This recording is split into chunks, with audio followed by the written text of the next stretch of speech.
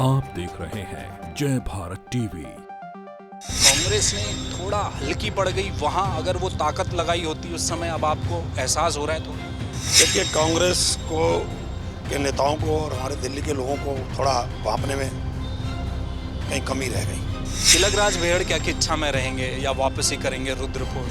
ऐसा नहीं है, तो राजनीति में चलता रहता है, पर अब विराम भी ले सकता हूँ और अभी आगे चुनाव लड़ने का फैसला भी ले सकता हूँ, तो आने वाला समय बताएगा। देश में 3 चरणों का मतदान निपट चुका है और जो पोलिंग परसेंटेज था 2 चरणों से तीसरे चरण में थोड़ा सा बढ़ता दिखाई दिया है, लेकिन कांग्रेस का ये मानना है कि इस समय देश बदलाव चाह रहा है। बीजेपी अपने दावे कर रही है। इस बीच उत्तराखंड की 5 सीटों को लेकर जब शुरुआत में जिस दिन पोलिंग हुई और उसके बाद धीरे धीरे छनकर जो आंकड़े आने लगे, उसमें भी क्या कांग्रेस को कुछ नज़र आ रहा है? बातचीत के लिए हमारे साथ किच्छा से विधायक कांग्रेस के तिलकराज बेहड़ जी हैं। सर, अब तो रिपोर्ट पूरी आ गई होगी 5 सीटों की, क्या पहुंची है? देखिए, कांग्रेस बहुत मजबूत स्थिति में थी, है इस समय।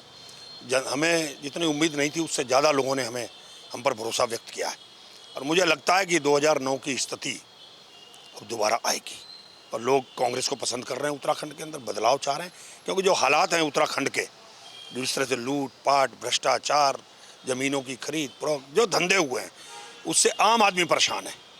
मैंने तो बीजेपी के लोगों को भी चर्चा करते देखा है कि इन्होंने तो नाश कर दिया, तो उसका निश्चित रूप से लोग बदलाव चाहते हैं। उत्तराखंड के अंदर कांग्रेस को सीटें मिलेंगी। सर, 5 सीटों की मैं बात कर रहा हूँ।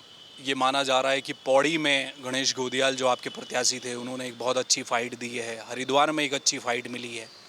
जिस वक्त टिकट बटा था, आपका नाम भी था नैनीताल से, आप पीछे क्यों रह गए और क्यों नहीं पार्टी ने विश्वास जताया, वो एक अलग विषय हो गया। लेकिन क्या कांग्रेस ने थोड़ा हल्की पड़ गई वहाँ, अगर वो ताकत लगाई होती उस समय, अब आपको एहसास हो रहा है थोड़ा?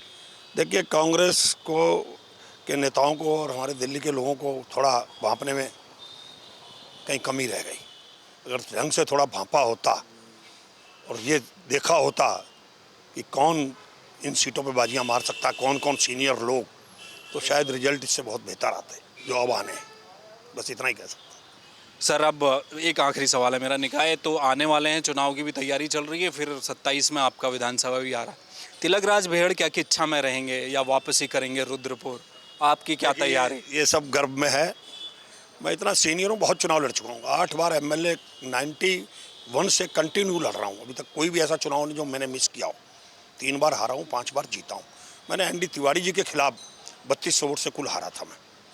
तो ऐसा नहीं है, तो राजनीति में चलता रहता है, पर अब विराम भी ले सकता हूँ और अभी आगे चुनाव लड़ने का फैसला भी ले सकता हूँ, तो आने वाला समय बताएगा। 4 जून को नतीजे आएंगे तो बहुत कुछ बदलाव प्रदेश कांग्रेस में भी देखने को मिलेगा। जाहिर सी बात है, आगे के चुनाव के लिए जाना है। हो सकता है आपके कैप्टन बदल जाएं, कोई नया कैप्टन आ जाए, आपको कोई जिम्मेदारी मिल जाए। क्या सुगबुगाहट चल रही है? अच्छी खबरें आ रही हैं? क्या आ रही? नहीं, अभी तो कुछ नहीं कह सकते। जो कुछ होगा 4 तारीख के बाद होगा। बहुत शुक्रिया सर, धन्यवाद।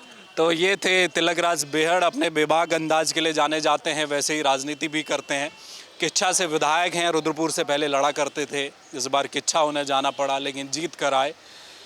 5 सीटों में एक बड़ी बात जो छनकर अब सामने आ रही है, जनता का जो मूड था उसे कांग्रेस का आला कमान नहीं भांप पाया। तिलकराज बेहड़ कांग्रेस के विधायक आज इस बात को खुलकर कह रहे हैं।